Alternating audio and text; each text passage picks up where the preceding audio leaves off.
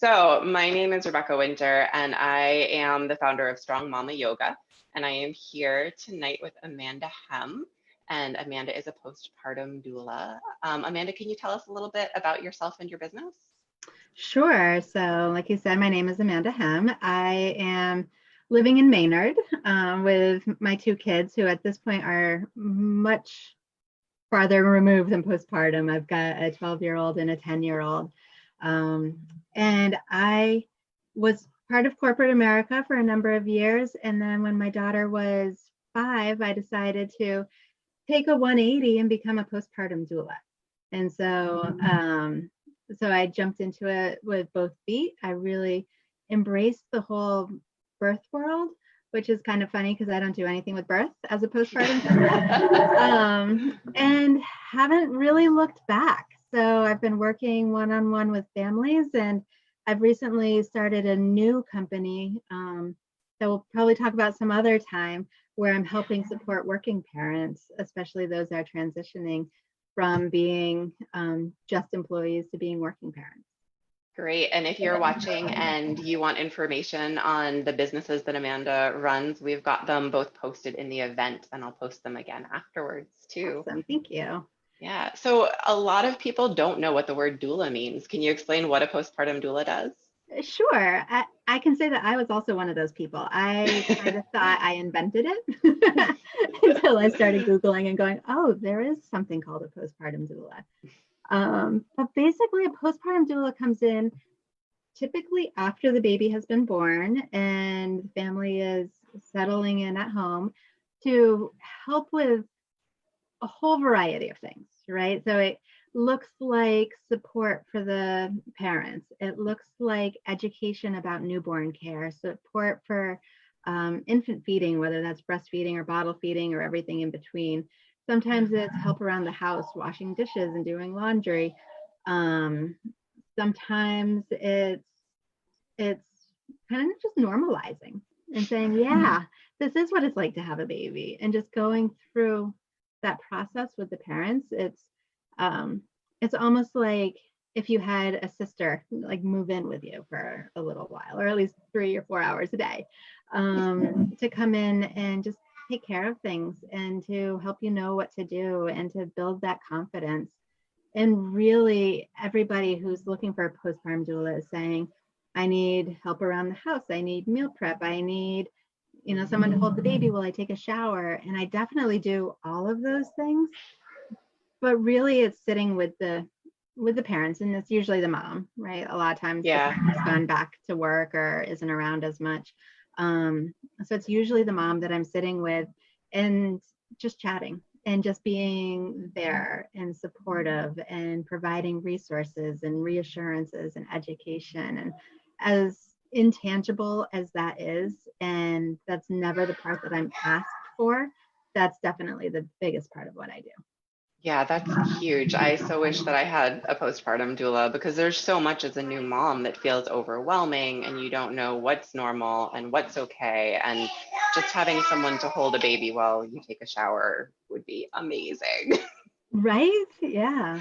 I was talking to somebody the other day who said that her mom came in a couple of times a week and held the baby so she could take her toddler walking around the block.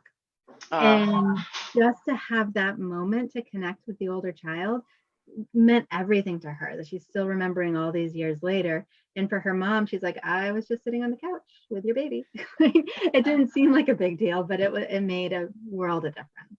It feels that, yeah, I remember that my two are 22 months apart. And when I was able to get that time to just take my daughter on a little date, it was so important, because they need to know they're important too.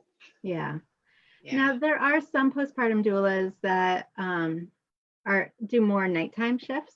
And so they'll come in when the family's ready to go to bed and help take care of the baby overnight. Some really just take care of the baby overnight, and some help mom with the breastfeeding journey, especially overnight, because that can be a little bit difficult. I only tend to work during the days. And so it's just very different needs, and it depends on what the family is looking for. Yeah, and I know that we're not talking too much about breastfeeding tonight, but that's another thing that you're a pro with, right? Right. Yeah. So I'm a lactation educator. So I'm not an IBCLC. I don't have that high Yeah. certification, but I know what's normal, what's not normal. I know some of the basic troubleshooting and how to support moms who are getting going, which is really important because a lot of times in our society, we just don't know how to breastfeed. We've never seen Right. anybody do it. It's not like we were all growing up with cousins who were breastfeeding their babies 4 years before we had ours, right? We don't have that support network anymore. And so to have that perspective is really helpful. So Definitely. yeah, I could talk So, all night about that. So we'll do that another night. so I'm curious, just jumping right into the elephant in the room. So COVID-19, we're all distancing, and I know that doulas are making big changes in their practice because of that. And I know that more from a birth doula perspective because I have friends who are attending births via Zoom to help out a Right. mom. I'm wondering how this has changed both your practice and also how moms are adapting if they can't have lots of people coming into the house for support all the time. So some moms are definitely struggling, and some moms are struggling to the point that they're not even able to reach out for the virtual help, which Yeah. I think we can't even measure what that means just yet. So we'll look in the rearview mirror in a little while. For myself, I am I'm working with one family at a time. So I've got one family right now. I'll be wrapping up with them. We'll start one more family, which is drastically different than when I'm doing full-time doula work where I might have 3 or 4 families that I'm juggling over the course of the time. So it's definitely changed that in-person support. And then I'm doing some virtual support where I am zooming in with families and doing that piece that I say they never ask for, right? Just that that talking to them and that supporting them and answering questions. And it might be that the mom comes with a list of questions and says, how come my baby is gassy in the morning? What do I do about bath time? How do I, right? And kind of runs down that sort of thing. So I'm doing more of that virtually, but it does leave moms in a little bit of a lurch that they don't have somebody to hold their baby for them to go take a nap or to spend time with their toddler. I am seeing this whole rising of virtual moms groups. And that has been really interesting and something that I think is going to continue because as much as I encourage moms to get out to new moms groups, sometimes it's just not feasible. It's just not possible. Hard. Yeah. And so if there's a whole bunch of virtual groups that moms can at least be going to and keeping that social connection and meeting other moms and knowing that other people are going through the same thing that they are, that's huge. Yeah, definitely. That's so interesting because I know I went to a lot of those new mom groups and it takes 45 minutes to get out the door. And it's nice being in a room where everyone's kind of doing the same thing, all rocking our babies and nursing our babies and, just trying to get by. But it would have been pretty nice to just click a button when the baby's sleeping on me and be able to see my friends and get some support. Yeah, absolutely. And I think that people will be able to go to more of them because it is a huge effort to get out the door to a group and it takes up your whole day. So if you can find 4 different groups and go to 4 different groups during the week, then that's incredible. Yeah. So I feel like we talk about pregnancy a lot, and there's a lot that people are comfortable talking about with pregnancy, and then the postpartum phase comes. And I know for me with my first, I thought that I knew all the things, and then I was really surprised with what just those first couple of weeks were, handling the differences in my body and caring for a newborn. I'm wondering, can we talk about some of the surprises that happen in that postpartum period, that 4th trimester?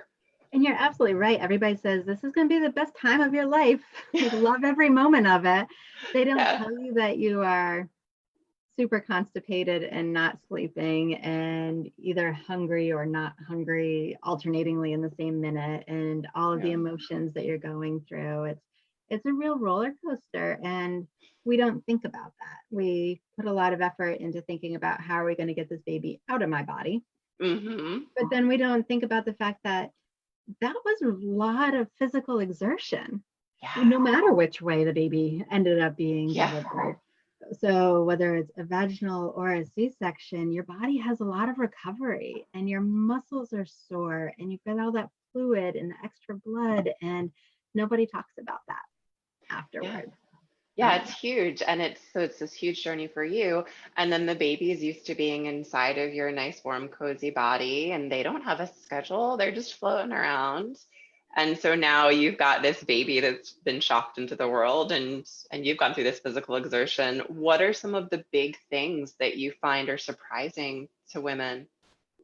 I think that a lot of women are told, well, sleep is a big one, right? So people are saying Yeah. sleep when the baby sleeps, which is great if you can do it, but you also need to eat and use the bathroom and go take a shower and just be Right. you and breathe for a minute. And that all has to happen when the baby's sleeping too. They also tell you safe sleep is with the baby in the separate sleeping space on their back, swaddled up. And that's not how babies are used to sleeping. They're used to being all Mhm. curled up and warm and inside of you. So it's a hard transition sometimes for parents to say, like, I'm told that this is what my baby is going to do or needs to do to be safe, and Yeah. safety is clearly top priority. Mhm. And that's not what the baby's responding well to. So how do I figure that out, as well as the days and nights being flipped? And I think that there's a big learning curve. But the biggest thing that I find is that there's no one postpartum journey. So people Mhm. talk about the fourth trimester, or you might pick up a book and read what to expect like in the first year, or baby Yep. 411, like whatever those books are. They are well intentioned, but they're not all inclusive. Mhm. And so whatever your journey looks like is different than my journey, is different than whoever might be watching, right? So trying to compare is really difficult. Um, and people like to share their horror stories. And then nobody shares their good stories. So when you are concerned about something and you start Googling and you start asking around, everyone's going to tell you about their baby not sleeping, or the case of thrush that never went away, or the challenges of breastfeeding that Mhm. made them throw it out the window. But nobody ever says, yeah, that's right. And this is hard and you're going to make it and you're going to be Yeah. okay. Right. So we're kind of missing that narrative of just reassurance through this whole period. Yeah, definitely. And just knowing that it's not just going to be okay, but you've got to really love yourself through it and try to just be compassionate to yourself too. Because there's a Yeah. lot that goes on, hormonally, physically, emotionally. There's And a like you said, it's different all the time. there's a term, matressance. Are you familiar with the Oh, I don't know matressance that term? one.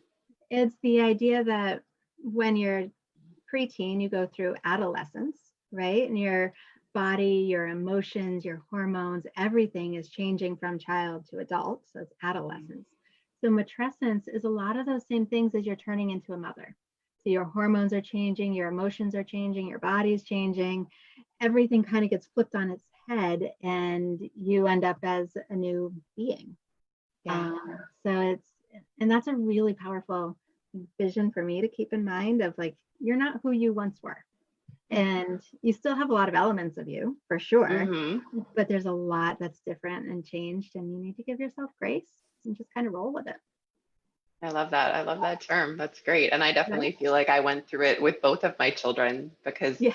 yeah, I It's just so changed different. with each one. Yeah. Yeah, definitely. So Yeah. we know that it's a big shift into postpartum. Are there things that people can do during pregnancy to help them prepare? Yes, absolutely. I think one of the other big surprises postpartum is how lonely it can feel, Oh, yeah. especially if you don't have a really strong community, because a lot of people, a lot of first time parents especially, their community is their colleagues at work. And so when you are home on postpartum, those colleagues are at work, they're not Mhm. available to you. So I think one of the best things that you can do to prepare for the postpartum is to build up your community and identify who that community is. And so maybe that's friends and family, maybe it's neighbors, but it could also be a professional community of who is the lactation person, who is the mental health person, who's a postpartum doula, who do I go to for my yoga class and my physical well-being, right? So it's all of those pieces and identifying it. And then I think along with that goes this mindset shift of being okay to ask for help. A lot of us think that we can do it all, right? I'm right here too. And asking for help is hard. And there's almost a stigma to it of then you're admitting that you can't do it all. But I think especially when you're having a baby, asking for help is necessary because you can't do it all. You just can't do it all at that time. But also the people who are around you are so honored to help you that if you say to somebody, no, I'm all set, I don't need it, it's almost a put off. Where if you go, yeah, you know, could you bring me dinner on Wednesday? Could you stop by CVS and pick me up some Advil? Like whatever that is, they are so honored to be part of your journey that it takes away that stigma. And it takes away that shame almost of being vulnerable enough to ask for help. Yeah, it's so true. And I think it helps if you put yourself in their shoes. If you think if your friend just had a baby, you will bend over backwards to help out. Right. And you want to. Like You it's do. not even just that you're feeling obligated to, but you really want to be part of that. Yeah. So, so getting the parents to think in that mindset is really helpful. And I actually have like a worksheet that I give to a lot of new parents of saying like, who are the people in your life that are happy to walk the dogs, to run errands, to snuggle the baby, to talk about things not baby related, because you need that half of you too. Who are your early morning friends that you can call at 6 o'clock, or your late night friends that are still up at midnight, so that you have those people in mind already that you can reach out to when certain situations happen.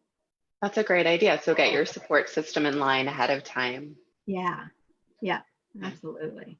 So what else can you do to help prepare? I think we're seeing a trend over the last 10 years or so of people taking less preparatory classes, so less childbirth classes, less breastfeeding classes, less prepared parenting, newborn care, like all of that. And it's almost like there's a two-part, one of I'm so busy, I don't have time to do this. And the other part of, well, I'll just Google it if I need to know how to do it. And you can Google and YouTube a lot of stuff. You may or may not get what you're looking for. Right. But I think having an honest conversation between you and your partner and saying what are the things that are really important, and then educating yourself about those areas. So if you're committed to breastfeeding, if that's something that's really important to you, take the classes, do your research ahead of time. And if it's not important to you and you're okay with either bottle feeding or breastfeeding or whatever works, then just roll with that and kind of prioritize where your education is. But the more that you can learn ahead of time about different situations, then however it manifests, you'll be able to handle a little bit easier. Yeah. I think that's a big one. Also, everybody loves stuff, right? The baby showers, you fill up your house with stuff, you get things, and chances are your baby's not going to like the carrier that you bought, or that swing isn't going to work, they only like the bouncer, whatever that looks like. So I think that I advise families to try to minimize the stuff and the clutter and just get what you need as you need it. Hand-me-downs are great. You're going to need that money for diapers and daycare anyway. Right. Kind of save what you need. My grandmother used to say, all you need with a baby is an empty drawer and a blanket.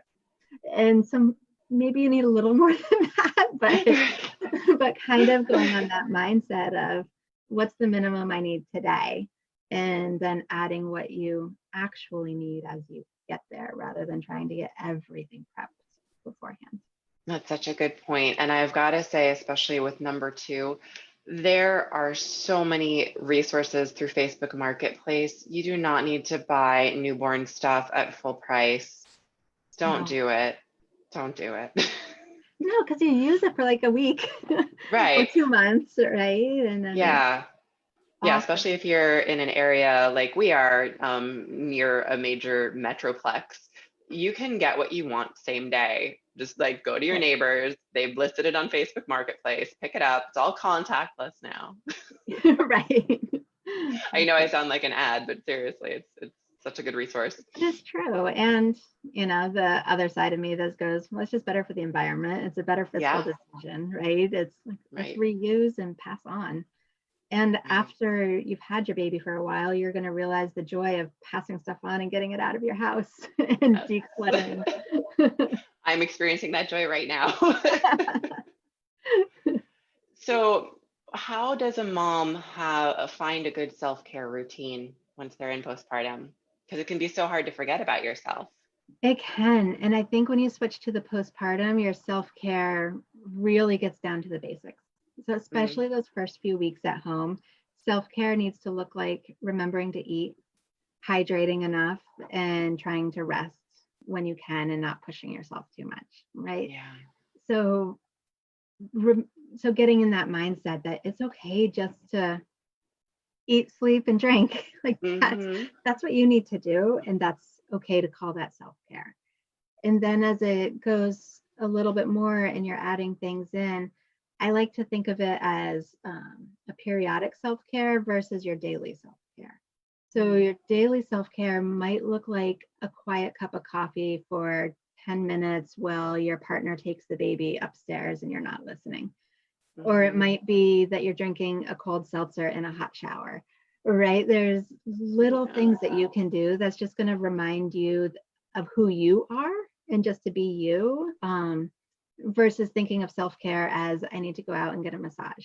I need a girls' night out. I need, something big and lavish, which are great periodically, but it's Mm-hmm. that daily self-care that's so critical and is sometimes smaller than we give it credit for. And one of the ways to make sure that that's happening is to talk to your partner and say, Mm, hey, this is what I need. This is what self-care looks like for me, and I need to do X, Y, and Z to feel like me. And then flip the mm-hmm. question and say, what do you need to feel like you? So maybe that partner needs to take the dog for a walk every day because it's out of the house, or needs to. I had one dad that I was talking to. He said, I just need to put all the couch cushions and pillows back in the right places at the end of the night. He's like, Hey, if that's I'm like, your thing. whatever works for you. But being able to have that honest conversation with each other and then helping each other to find the space to do that and to remember to do that Yeah. is a huge step. It is, and it's so important to make time for it. And now I know with my first, I went through the baby blues that a lot of us go through. With my Yeah. second, I actually went through postpartum depression.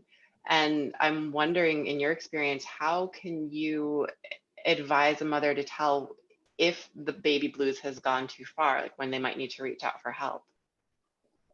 I think if you ever have even an inkling of should I reach out for help, you should be reaching out for help. Yeah, And even if it is just the baby blues, it's okay to reach out for help. You don't have to definitely. wait until it's diagnosable, right? Just to get that. This is another one of those like awkward communication things that you just have to get over. Mhm. And you talked about the preparing and the postpartum, and this is part of it too. If you think that you're someone who has had any challenges in the past with mental health issues, with depression, anxiety, OCD, make sure your partner knows that. Make sure your healthcare provider knows that, because that's a risk that it could flare back up again at this Yeah. time. And it's great to prepare ahead of time and say, hey, therapist that I haven't talked to in 5 years, just Yeah. wanted to remind you who I am. I'm having a baby, might be calling you in a few months. I think that's good to do.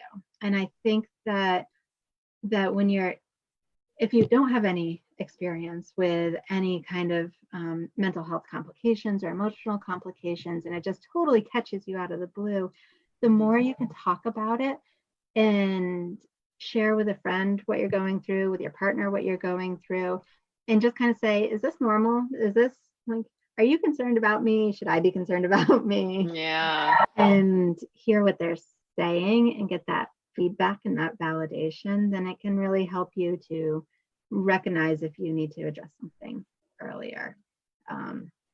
But baby blues and postpartum depression and anxiety come through in so many different ways. So it's not what you think of as depression where you're sad and low energy. It could come across as rage. It could come across as intrusive thoughts. It could be that you have too much energy and you're fidgety and it comes out as more of an OCD than a depression. But those are all things that are very hormonally driven and way more normal than we talk about. Yes, way more normal. Yeah, once you get through that postpartum phase and you're speaking with more and more moms, so many of us have gone through postpartum depression, postpartum anxiety. And like you said, sometimes just having someone to talk to is great. And sometimes medication is also really helpful. And, you know, that it's all okay. Right. So the numbers are 1 in 5 have been diagnosed. So if that many have been diagnosed, how many more are there that haven't been diagnosed? Right. And it doesn't last forever. And it's totally treatable. And it's something that you can get through, even though it doesn't feel like it necessarily in the moment. The other thing to keep in mind is that partners can get postpartum depression too. And 1 in 10 dads experience some emotional complications. And the dads don't understand it. They don't want to admit it. A lot of times women know what hormonal shifts feel like every month. We feel like it. For dads, it catches them off guard and says, what is this? What's going on?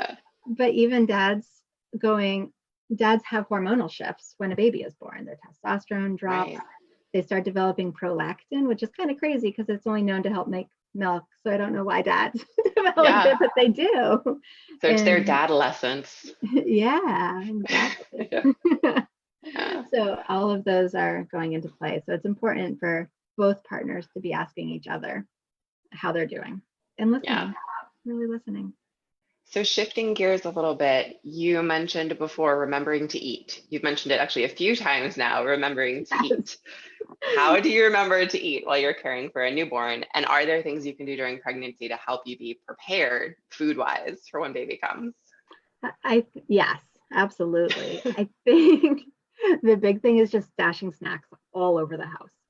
So having your Kind bars next to your bed and having a bag of almonds next to the TV where you're nursing, right? Having just snacks everywhere is really helpful because a lot of times you're not going to feel like you have the time or the energy for a full meal. And so you're going to just be grazing. And if you're up all night long, you're going to be snacking throughout the night. And that's okay. Your body needs the energy. So it needs that food. And I think that's why I keep bringing it up is if you don't eat, then you get run down even faster. And nobody wants that. Like you need to keep up that energy. And so that's one of the things that partners or friends who you're asking for help can really do is to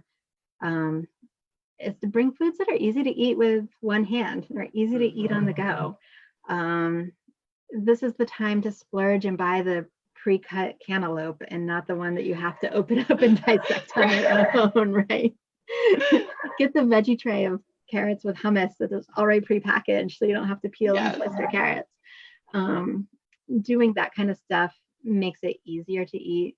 Have a friend do overnight oats and just put 5 days worth of overnight oats in your refrigerator. Oh, that would be wonderful. Right? Because then you can just grab them whenever you be hungry and need that. Beforehand, a lot of people try to do freezer meals. If you're going to do freezer meals, just do simple things that truly are just defrost and eat and not just huge amounts of carbs.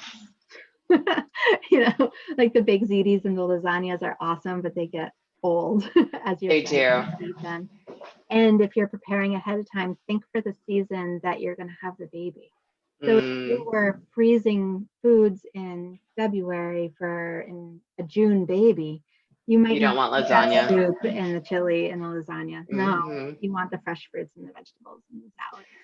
Yeah, that was us. We bought a deep freeze and I made so many casseroles. And it was nice actually when I was past postpartum because then we had an easy meal we could pop in the oven. But the best gift that I was given when we had our first was a box of 300 mixed bars. And it was such a good gift because we just said, like you said, you have bars just all over the house. My husband would bring me a glass full with 5 bars next to the bed, and he would just refill it throughout the day. And it was just the best Yeah. thing ever. It's like, oh, I need a snack right now. I've got a baby on me. I can't get up. Here's a granola bar. Awesome. So that's what we get for everyone now when they have a baby. That's perfect. I love it. Have a bunch of bars. Cool. And that actually seems like a nice way that relatives can help out too, if you're still social distancing. I know that a lot of us are starting to open up our circles now, but Mhm. especially as we look to the future when there might be kind of rises in COVID-19 during flu season. I know it's hard, like we said earlier, not being able to have everyone Right. come to your house, but dropping off food, that's totally a safe social distancing thing you can do. Right. Yeah. And even going through the process of ordering on Instacart for somebody, Oh, yes. just because it takes a long time to scroll through and figure out what you want to what you want to eat and what you want to buy. And so Yeah. just having someone do that or dropping off other, anything that you might be needing, dog food or pet supplies or Yeah. whatever it is that you would usually be running out and doing an errand for. Definitely. The other thing I think that people can do to support is just do Zoom calls like this. And I know that we get tired of Zoom, but it's so easy to feel isolated when you're a new parent. So just to have somebody say, you know what, I'm going to call in every day at 8 o'clock and I'll be Hmm. here. And if you can join me, that's great. And if not, I'm not going to take any offense to it, but I'm here for you if you need me. Yeah. I've also had some families who just set up their Zoom and then they just leave it on. And so you're sitting here in my living room as I am doing other things, but that way there's somebody to talk to. There's that background activity. I can hear your kids, you can hear my baby, right? Oh, that's Um, nice. so yeah, so just kind of to help maintain that social connection, even if you can't be there. Um, and then along with that, whether it's COVID-19 or not, so many people focus on the baby. How's the baby doing? Is the baby sleeping? Is the baby growing? What's the baby doing? Very few people say, how are you doing? How are you feeling today? What's going Yeah. on with your emotions? Are you, and just by asking a mom that, it oftentimes opens up a floodgate, which is amazing, and Right. releases those emotions. It gives you a deeper conversation and it gives you a chance to validate what the mom is going through. And so often she just needs to hear, yeah, that's totally normal, or yes, you're going to get through this, or that must be really hard. How are you doing with it? And that you can do whether you're sitting 6 feet away or through a Zoom call or on the couch holding a baby, right? Yeah. Yeah, that's so important because we as mothers need that validation that we're still real people and we're still there. Sometimes you have the baby and it feels like you've disappeared. Mm-hmm. Yeah, Yeah, I very need that. much so. So this has been probably the fastest half hour ever. Just flew Before, by. right, it did. Before we wrap up, are there any other last tips or tricks or just things that you feel that that pregnant women should be hearing to help prepare them? I think my last tip would be can make a connection with other pregnant moms or other new moms so you have that community of people who are going through things simultaneously. The new moms groups are great afterwards, but if you can make that connection with other people who are due about the same time as you, even if it is through a Facebook group and one is in Massachusetts and one's in California, then you have somebody else to experience the journey at the same steps with. Yeah, Yeah. that's great. Oh, well, this has been lovely. Thank you Well, so thank much. you. Thanks for having me. Yeah. And I definitely look forward to doing this again with you someday soon. Yeah, definitely. So we are going to have Amanda back to discuss nursing as well, and just all sorts of baby feeding too. So we'll talk Yeah. about the options of breastfeeding and bottle feeding and choosing what works best for you. And pumping. And pumping, yes, yes. I cannot, how can I forget the pumping? Great. Well, Amanda, thank you so much. This has been a pleasure. Thank you. It's mine too. Bye. Bye.